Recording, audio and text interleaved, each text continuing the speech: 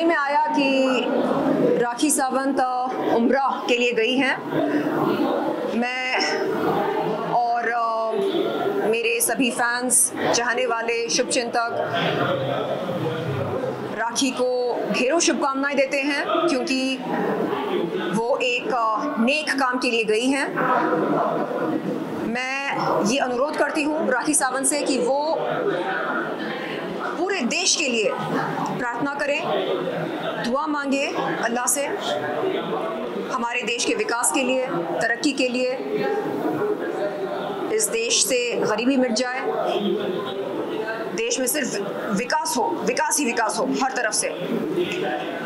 अब दूसरी बात यह है कि मैं सऊदी अरेबिया के कॉन्सुलेट से ये अनुरोध करती हूँ कि वो हमें राखी सावंत के डॉक्यूमेंट्स बताएं, क्योंकि हम जानना चाहते हैं कि क्या कोई गैर मुसलमान उम्रा के लिए जा सकता है? नहीं। और अगर राखी सच में मुसलमान है तो क्या उनके पासपोर्ट पर उनका नाम राखी सावंत है या फातिमा है?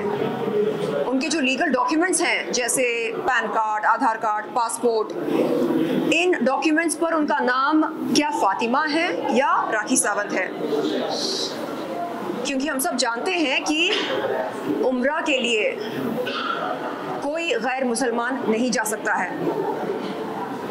तो वो मीडिया के सामने आकर अपना पासपोर्ट दिखाएं, अपने तमाम लीगल डॉक्यूमेंट्स दिखाएं और बताएं कि वो अब राखी सावंत नहीं बल्कि फातिमा हैं।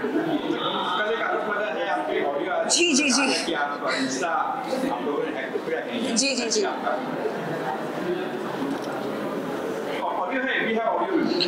सुनना तो पड़ेगा। 6 बजे मेरी फ्लाइट है सऊदी की, लेकिन अभी पुलिस स्टेशन जा रही हूँ। आदिल, राशि, शर्लिन चोपड़ा, इन लोगों ने मिलके मेरा 10 मिलियंस का इंस्टाग्राम उड़ा दिया है।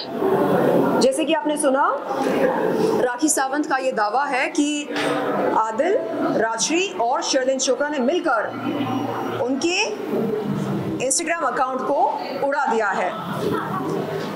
जैसे ही मुझको ये वॉइस नोट मिला, मैंने तुरंत एक कंप्लेंट भेजी, आप देख सकते हैं।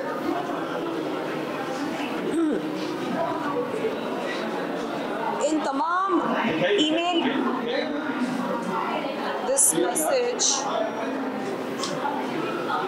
this message cannot be displayed. Okay. ये ईमेल एड्रेसेस हैं। एक सेकेंड।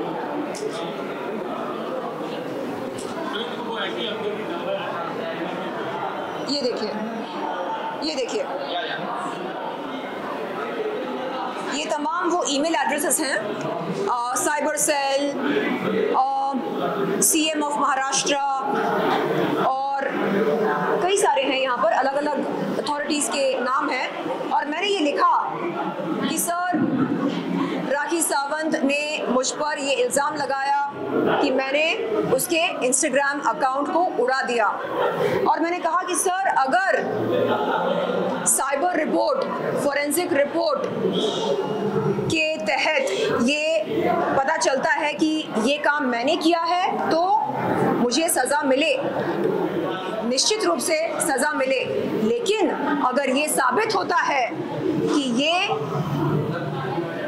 राखी सावंत का कोई प्रैंक है, अगर ये साबित होता है कि ऐसा हुआ ही नहीं, उसका अकाउंट, इंस्टाग्राम अकाउंट हैक हुआ ही नहीं, बल्कि उसने खुद डिसेबल किया इंस्टाग्राम अकाउंट या ट्विटर अकाउंट या कोई भी सोशल मीडिया अकाउंट हैक होता है, तो साइबर पुलिस को ये मालूम करने के लिए बहुत समय नहीं लगता। तुरंत वो पता लगा सकते हैं कि किस IP एड्रेस से हैक हुआ है। साइबर रिपोर्ट और फोरेंसिक रिपोर्ट से पता चल सकता है कि हैकर कौन है और कहां से उसने ये इस अपराध को अंजाम दिया। आप एवं किसी पर भी इल्जाम नहीं लगा सकते, हैकिंग का इल्जाम या कोई भी भी इल्जाम हो। तो राखी सावंत ने फिर से एक बहुत बड़ी गलती कर दी अपने इस घिनौने मजाक में मेरा नाम शामिल करके। देखिए, मुझे समझ में नहीं आता कि वो ऐसा क्यों करती है मेरे साथ। क्यों इतनी दुश्मनी, क्यों? क्या आप बता सकते हैं? मैं आपको बताती हूँ, अवार्ड ले लेते हैं। अच्छा ठीक है, अवार्ड लेकर मैं आती हूँ और फिर मैं आपको बताती हूँ कि क्यों मैं मैसूर गई थी राखी सावंत के लिए इंसाफ की गुहार लगाने। कैसे उसने मुझको मजबूर किया था। वो मेरे घर पर आई, मेरे सामने रोई, और वो अकेली नहीं थी, उसके साथ राश्री भी आई थी।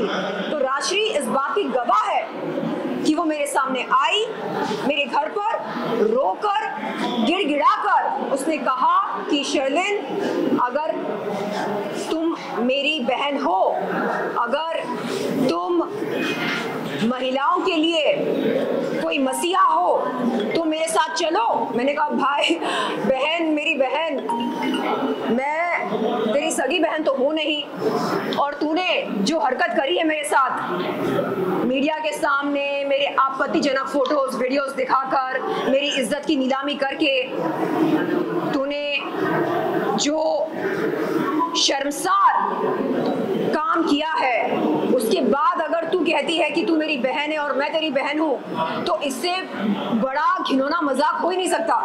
तो मैंने कहा ये बहन बहन ये सब साइड में रख, ये बता कि तू क्या चाहती है मुझसे। तो उसने बोला कि तू बहुत अच्छा बोलती है, तू बहादुर है, तू चल मेरे साथ, क्योंकि इस समय पीड़ित मैं हूँ।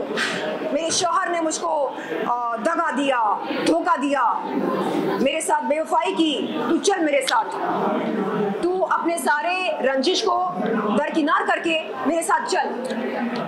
मैंने कहा ठीक है, अगर मेरे चलने से तुझे लगता है इंसाफ मिलेगी, तुझे इंसाफ मिलेगा या जस्टिस मिलेगी, तो ठीक है, मैं चलने को तैयार हूँ। लेकिन इसका मतलब ये नहीं कि मैं अपने लिए स्टैंड नहीं लूंगी। जो लड़की दूसरों के लिए स्टैंड ले सकती है, क्या वो खुद के लिए, स्वयं के लिए स्टैंड नहीं लेगी या नहीं ले सकती है? तो मैंने उससे कहा कि ठीक है, आपको लगता है कि मेरे चलने से आपको इंसाफ मिलेगा, मैं चलने को तैयार हूँ। तो मैं गई वहां पर, लेकिन वापस आने के बाद राजश्री के नेल आर्ट स्टूडियो पर क्या हुआ मैं आपको बताती हूँ अवार्ड लेने के बाद। धन्यवाद जी। अली, पानी दो।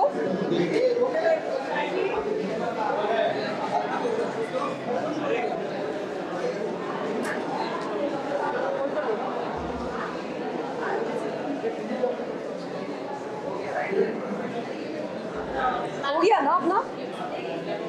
हाँ बोलिए। It has been seen that before when Rakhi Sawant was getting divorced with Adil, you were very close with her, you were supporting her, and now you are talking like if you are with Adil and Rakesh Singh. What was that happened that you are against Rakhi right now?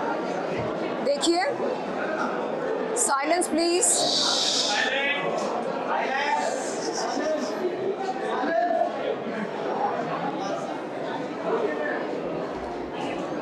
देखिए, राखी सावंत के खिलाफ मेरी लड़ाई कभी थी ही नहीं। मैं विरोध कर रही थी उन लोगों का जिन्होंने मेरा यौन शोषण किया। इस लड़ाई में राखी सावंत ने उड़ता हुआ तीर लिया। क्यों? क्योंकि उसकी आदत है दूसरों की लड़ाई में जबरन घुसना। जब उसने मर्यादा की सीमा पार करी,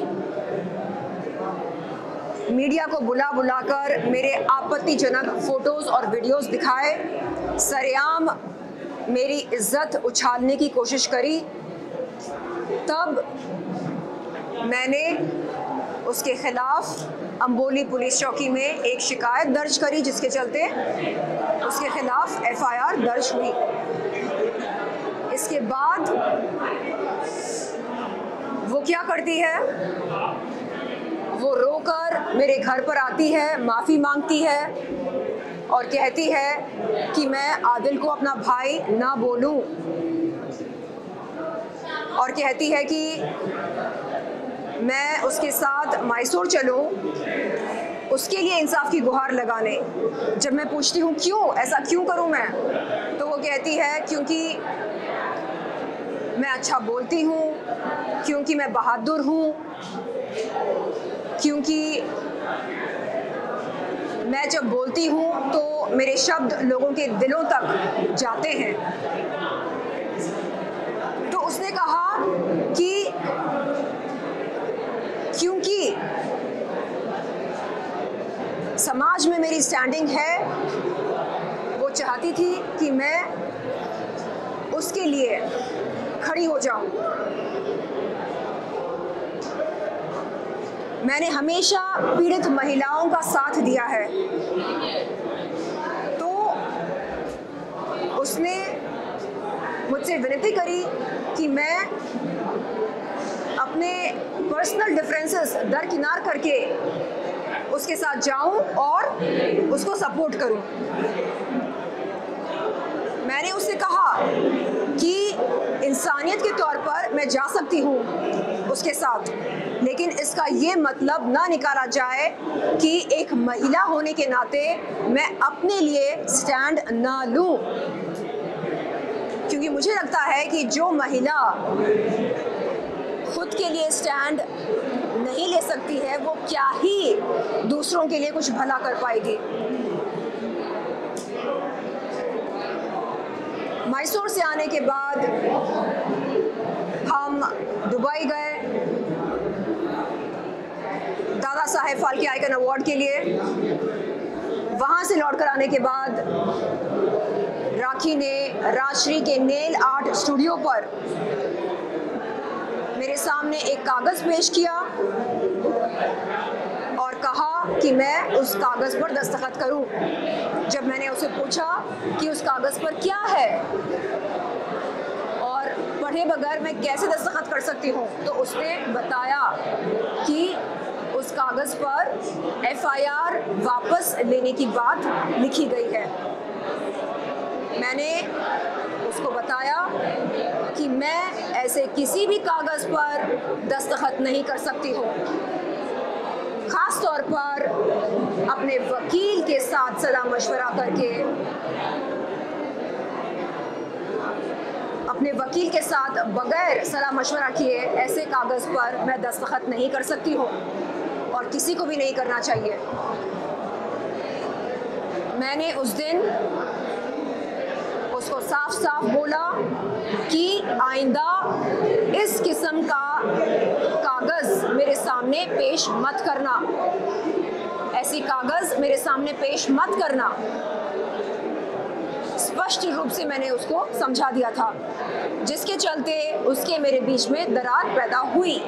उसे लगा कि मानवता के नाम पर, इंसानियत के नाम पर मैं भूल जाऊंगी कि उसने मेरी इज्जत उछाली, मैं भूल जाऊंगी कि उसने मेरे साथ मर्यादा की सीमा पार करी। मैंने उसे समझाया कि एक इंसान होते हुए मैं उसकी मदद कर सकती हूँ, उसके लिए इंसाफ की गुहार लगाकर, लेकिन एक महिला होते हुए अगर मैं अपनी इज्जत की हिफाजत ना कर सकी तो मैं दूसरों के लिए मोर्चा कैसे खोल सकती हूँ? मैं दूसरों के लिए इंसाफ की लड़ाई कैसे लड़ सकती हूँ अगर मैं खुद को ही इंसाफ नहीं दिला सकती? उसे मेरी ये बात बुरी लगी और तब से लेकर आज तक वो इस बात से नाराज़ है कि मैंने उसके कागज़ पर दस्तखत नहीं किए। मैं अपनी लड़ाई लड़ रही हूँ अपने दमखम पर, और अगर वो समझती है कि मुझे धमकी देकर वो मुझे डरा सकती है या मेरे इरादों को कमज़ोर कर सकती है, तो ये उसकी ना समझी है, मैं कहूँगी। उसे समझना चाहिए कि एक महिला से वो ये उम्मीद नहीं रख सकती है कि वो महिला अपनी इज्जत को उछलते हुए देखे सरेआम मीडिया के सामने, अपनी इज्जत को चूर चूर होते हुए देखे। नहीं, ऐसा अनर्थ मैं नहीं होने दूंगी। अगर मैं खुद के लिए स्टैंड नहीं ले सकती हूँ तो मैं इस समाज के लिए क्या ही कर पाऊंगी। उसे समझना चाहिए और इस तरह की उम्मीद किसी से भी न रखे वो। और ये जो लड़ाई है, ये इंसाफ की लड़ाई है, और मैं चाहती हूँ कि उस इंसान को इंसाफ मिले जो असल में पीड़ित है, और हम सब जानते हैं कि असल में पीड़ित कौन है। धन्यवाद।